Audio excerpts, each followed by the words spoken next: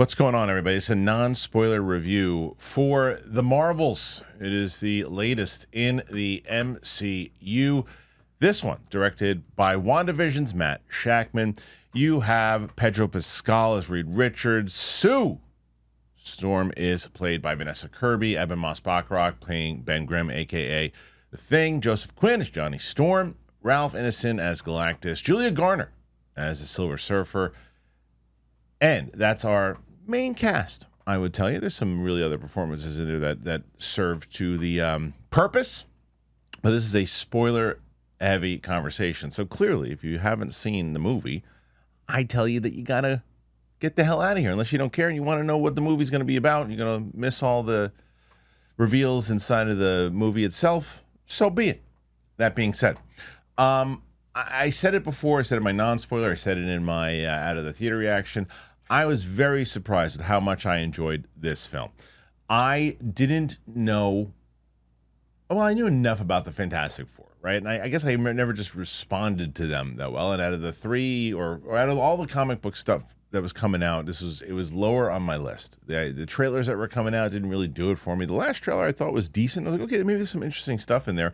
And that ultimately proved to be true, because as you're hearing from mostly everybody, I think even people who didn't really dig it, they're all agreeing that the visuals for this thing, tremendous. And that is why I recommend IMAX for the way this is shot, the stuff that's going on in space, the stuff with Galactus. Visually, to me, is some of the best visual stuff Marvel has done in quite a while. So what I also said that I really enjoyed about it is the beginning of the film. And it's similar to what they did in Superman, which is they just throw you right into it. They don't say, okay, this is the origin story. I mean, well, they ultimately kind of do, but they do it in a creative way, right? They say that the Fantastic Four is established. They've been around for 4 years. They are the superheroes. They are the Avengers of this world. And that's the other thing that I really dug. You don't have to be all tied into the MCU and know everything and know all the shows and all that, because there's a lot of the movies that require that you do. It's one of the reasons I think, as much as I love the Thunderbolts, you don't relate to the characters as much as if you haven't seen Falcon and the Winter Soldier, if you haven't seen some of the other movies that connect into it. It's hard to invest. This is not the case. Fantastic Four, you see them, they show in this very kind of retro 1960s, even though it's not our 1960s. It's super similar, and you see the neighborhoods of New York, what they're doing, and how they are.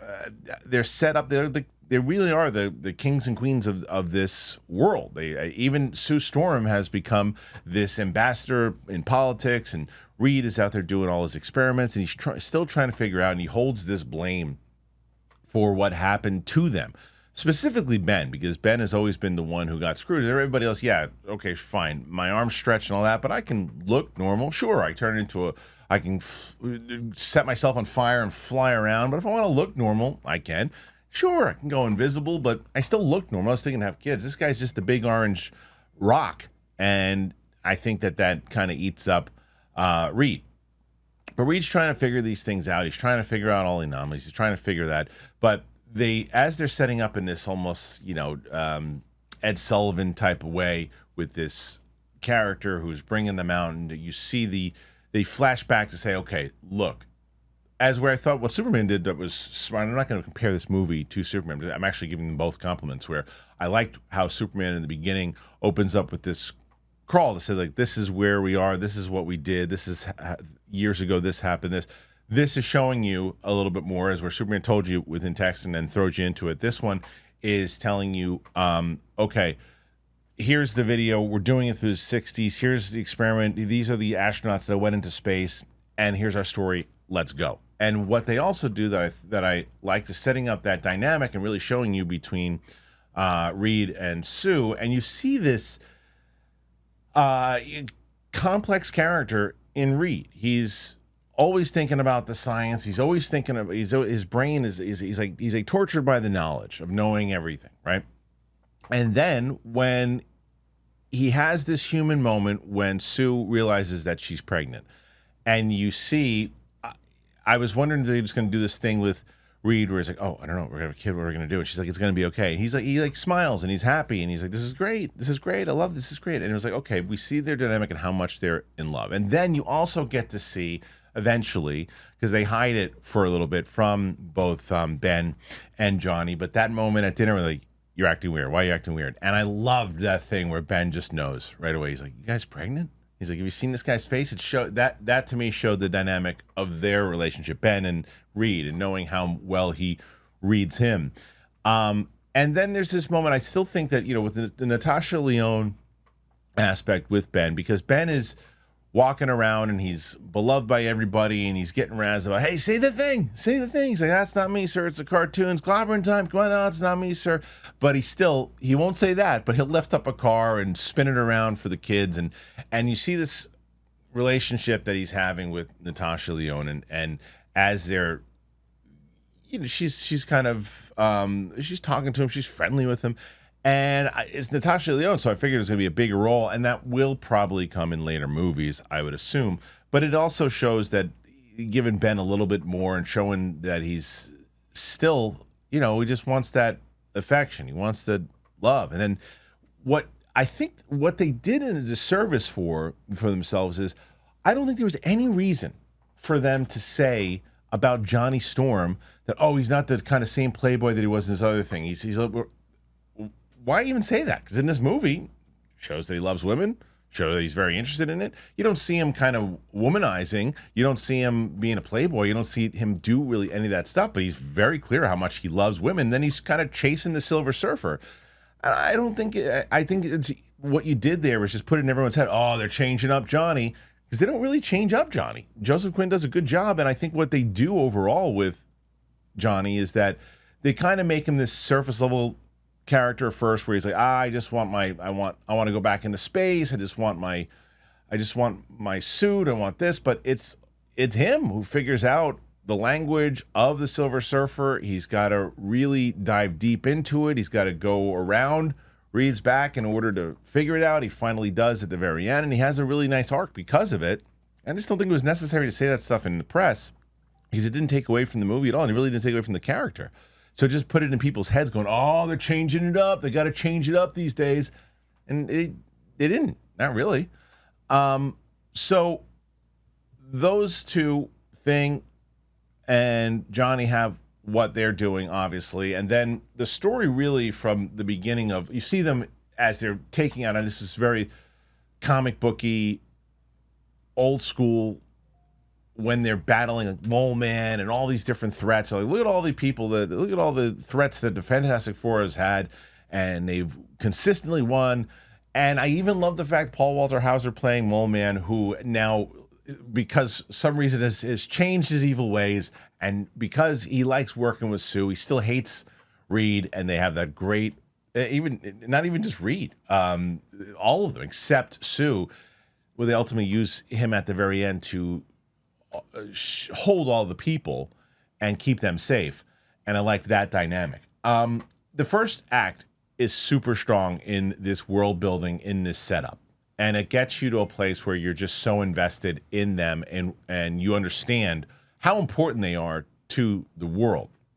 Now the second act slows down a bit, but I was locked into it, because the second act is really where you start to see, at the end of the first, where you have the Silver Surfer come in, say, your world's doomed. It's over. I'm sorry, but you've been targeted.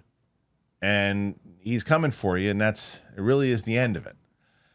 And so now it's all about, well, who the hell is Galactus? What do we do? How do we figure out how to beat this guy? And can we go negotiate with him? And then they do, and this is, I guess maybe it's because I was so overtaken by the visuals that because the first act is very fast-paced, the third act is very fast-paced, the second act is a little bit more slower-paced, and I like that balance, and I like the fact that you see them in space, you see them in their element, you see them kind of going into having to go talk to Galactus. And Ralph Ineson's voice, by the way, in general, is so like, he really has a very deep voice, and I'm not doing his accent, but he has a very, like, his tone in general. Couple that with Galactus and put that out there with how terrifying kind of Galactus is. And while Sue is out there, and they bring her while she's pregnant. And they even talk about this as they're leading up to it. The world is like, oh, they're going to bring, how excited they were that the new addition to the Fantastic Four is coming. And she goes out there pregnant, and Galactus, signals out and realizes, this is my successor. This kid has powers. And both Sue and Reed are like, wait a minute. No, they don't. We tested. He's like, he's hiding it from you. I was like, oh, man. When he's like, he's hiding it from you, I was like, oh, how powerful is this kid? Because I've heard, from just doing my Friday comic book movie show with the two experts in Coy and Winston, and hearing how powerful Franklin ultimately becomes, I was like, okay, yeah. What does this kid have? And clearly something where Galactus wants him to be the heir to what he's doing and take over for him, so he's not burdened by this anymore. So you give me the kid and I'll save your world. And they're like, screw this, and they get the hell out of there. And there's that great scene. This is one of my favorite scenes in the movie where they're going through space and the Silver Surfer is on them, and Reed, again, using the big brain, using space to ultimately suck her into this black hole and get the hell out of there. And they finally do. And the visuals there, really smart. They had, and Franklin obviously born in space. And so when they get back now and they realize, and this is again one of the more emotional moments where they're like, hey, so because the world is not used to them, has never known them failing. So like, okay, so we're good, right? How'd you guys beat them? Like, beat them. We didn't beat them. And then Johnny's like, well, not yet. It's like, well, what do you mean? And then Reed could have avoided all of this and said, well, we're still figuring out ways, and we still need to figure out in general how to beat him, and not mention anything about the sacrifice, because he goes, the sacrifice he wanted was too big. And they're like, well, what did he want? And he's like, well, he wanted our kid. And then that's when the entire world's like, you're not going to give up your kid for us? And then it turns into this kind of dilemma. And it also puts the strife in between both Sue and Reed, to where there's, again, a great moment between Vanessa Kirby and Pedro Pascal, where he's trying to come up with these options. She is just like, there's no world, like that mother instinct, there's no world where this is going to happen. Like, we're going to give up the kid. And she's like, you've thought about it. I know you, and I know that that's where you went. And so Reed's trying to figure out options, is running out of options. Johnny at this point is starting to do the calculations and putting things together of what the Silver Surfer said, and Ben's still trying to get a piece from Natasha Lyonne. But as we're going through all that drama, we still got to figure out how the people are going to support them. And then they have this moment, and I think that I could see people arguing with this, that maybe because it did seem a little easy.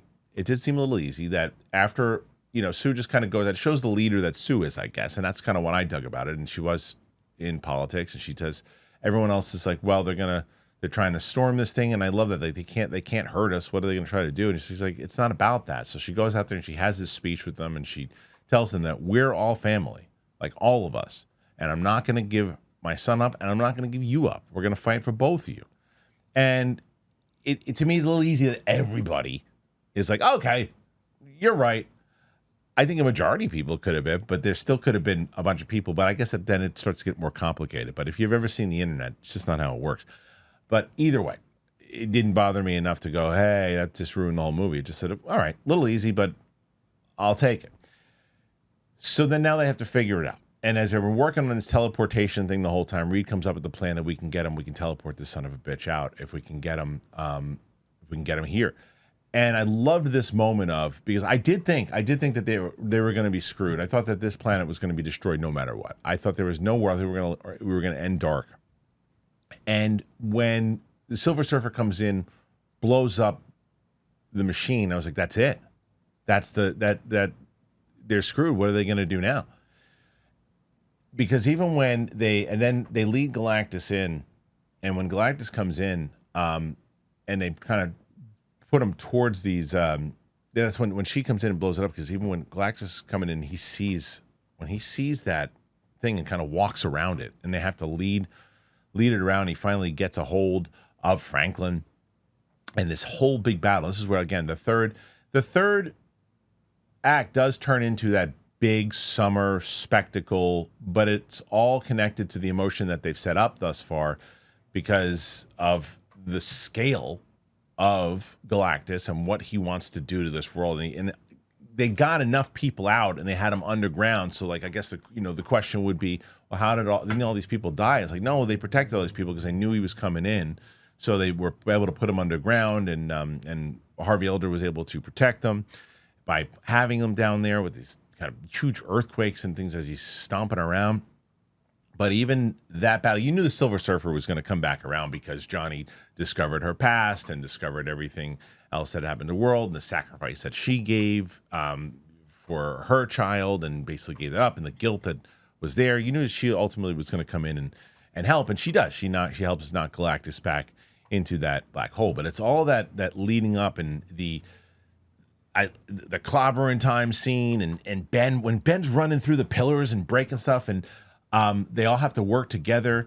And the idea, like when you see Sue showing how powerful, because Sue's always been super powerful, and you see what she has to do, and that it's like that age-old thing of when someone's kid is in trouble, a mother's able to kind of be able to pick up a car. You see, like she uses her power in a way that she's pushing Galactus all the way back, and ultimately does die by doing it.